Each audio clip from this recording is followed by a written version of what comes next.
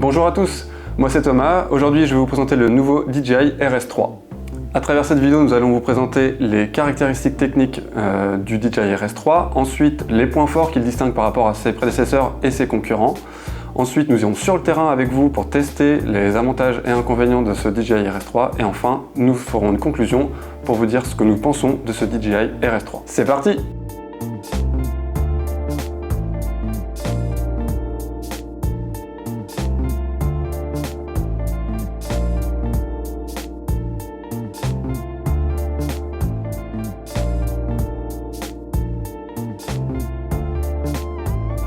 Du côté des caractéristiques techniques, son énorme avantage c'est sa compacité. Un produit léger, compact, qui sera très maniable et qui permet tout de même d'emporter des appareils photo jusqu'à 3 kg. Donc on va privilégier des appareils hybrides, relativement légers, mais c'est vraiment son avantage premier, la compacité. Et sans oublier une autonomie qui est de 12 heures grâce à la batterie BG21 qui est donc amovible, ce qui est nouveau par rapport au RSC2. Et ça c'est vraiment le point, la nouveauté de ce DJI RS3. Vous retrouverez le DJI RS3 au prix de 549 €, mais aussi un pack combo au prix de 719 € qui intègre le nouveau moteur 2022, nouveau moteur Focus 2022, ainsi qu'une valise de rangement et une poignée mallette pour avoir un support à deux mains. Tout ça vous permettra d'avoir des rendus plus pro, mais aussi des tournages plus faciles à réaliser. On passe maintenant aux nouveautés du DJI RS3. Un nouvel algorithme est arrivé de 3e génération qui vous permet d'emporter des nouveaux boîtiers et améliore les performances globales de la stabilisation. Ensuite, le nouvel écran vous permet lui de configurer l'ensemble des caractéristiques du DJI RS3, notamment parce qu'il est tactile et en couleur, ce qui est un énorme avantage par rapport au RSC2, qui lui était sur un petit écran noir et blanc. Enfin, vous avez un nouveau switch qui vous permet de gérer les modes de stabilisation, donc le mode PF, PTF et FPV. Donc ce qui est beaucoup plus rapide pour changer de mode quand vous êtes en tournage et ça évite d'aller dans les paramètres du DJI RS3. On finira sur les axes de stabilisation qui sont verrouillables automatiquement. Ça c'est la nouveauté qui permet du coup de ranger facilement le DJI RS3 comme vous pouvez le voir ici. Simplement en éteignant votre RS3, vous avez un verrouillage automatique des axes.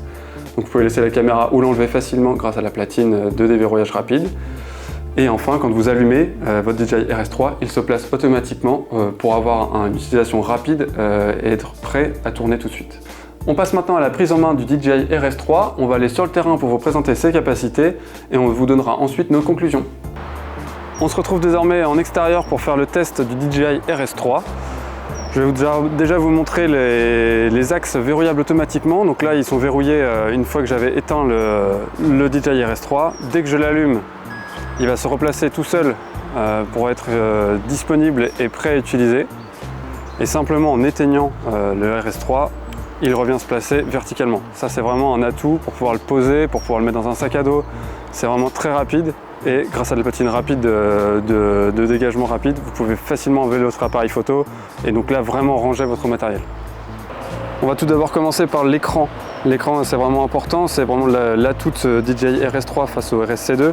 C'est un écran tactile, couleur, donc vous pouvez naviguer facilement dans les menus. Tout est réglable directement depuis l'écran du RS3. Vous pouvez le passer en mode normal ou en mode super smooth, l'étalonner, tout est vraiment accessible et vraiment pratique pour l'utilisation rapide du RS3. À côté de ça, vous avez les différents boutons, le bouton M qui est personnalisable. De base, il vous permet de verrouiller l'écran, mais ça, vous pouvez faire ce que vous souhaitez et paramétrer le mode que vous souhaitez. Ensuite, vous retrouvez sur le côté la petite molette qui vous permet de changer de mode de stabilisation. Donc ça, on va vous faire un exemple juste après pour vous montrer la différence entre le mode FPV, le mode PF et le mode PTF. Petite chose qu'on n'a pas forcément précisé, c'est le déclencheur Bluetooth qui est désormais disponible. Alors pas encore avec tous les boîtiers, mais notamment Canon et Sony sont complètement compatibles avec ce déclencheur. On vous invite évidemment à bien vérifier que ce soit le cas dans le fichier proposé par DJI. On sait que Fujifilm et notamment le XC3 qu'on a ici n'est pas compatible, mais on espère que ça arrivera rapidement. Petite précision, quand vous passez du mode super smooth au mode normal, il vous oblige à étalonner la nacelle Donc l'étalonnage se réalise simplement en appuyant sur le bouton démarrer, vous n'avez quasiment rien à faire sauf le poser par terre et attendre. Et une fois que c'est réalisé, vous pouvez commencer à faire vos rushs. Ok, donc là on va repartir sur un mode classique, le mode normal. Hugo va légèrement courir dans les escaliers, le but c'est d'essayer de le suivre pour voir s'il n'y a pas trop de secousses.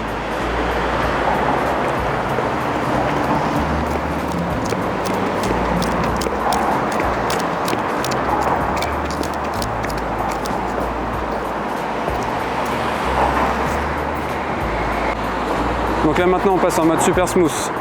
Donc là ça doit aider en tout cas la stabilisation pour pouvoir suivre un sujet plus rapide. Donc là Hugo va monter un peu plus rapidement et moi je vais essayer de le suivre en même temps.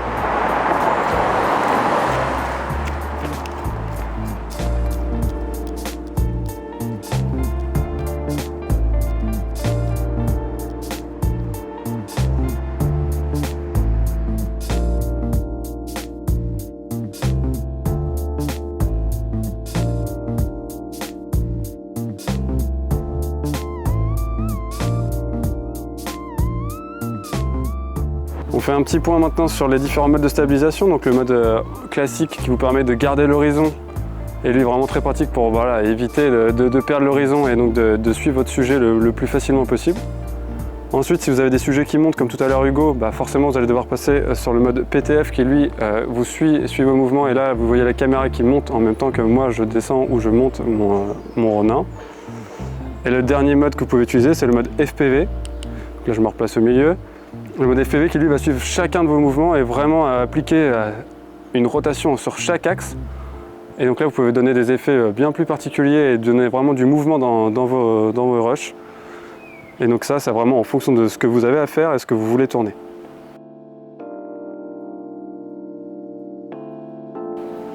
Donc là le changement des modes. Le petit joystick qui permet de bouger la nacelle. Le bouton M qui verrouille et qui déverrouille l'écran. Le mode record. On éteint le stabilisateur ici. Hop. Et si jamais je veux démonter ma batterie, je déverrouille et j'appuie. Donc pour replacer la batterie, hop, on la coulisse, on la place bien droit et après on valide, on serre bien l'axe ici. On a toujours la molette à l'avant pour gérer le focus si on a besoin, si on a le moteur focus. Et là, si on veut voir le déverrouillage des axes, on va voir que les petits axes changent de position et hop, se placent.